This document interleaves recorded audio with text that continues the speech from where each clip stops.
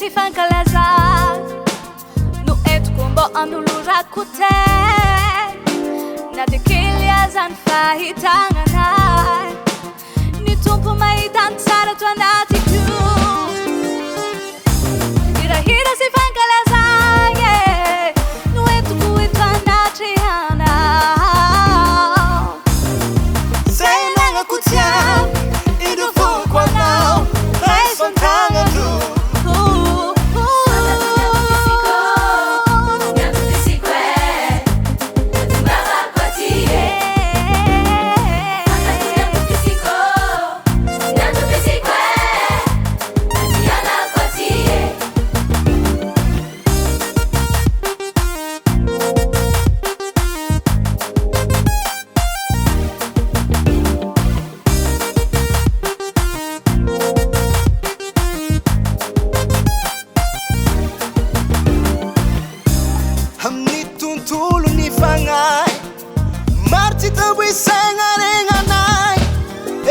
Volazafa fazao volumani tifalanzao ke ababaraka keto efa volazafa fazao volumani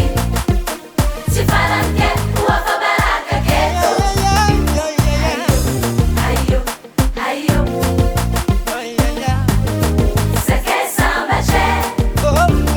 ayo ayo ayo ayo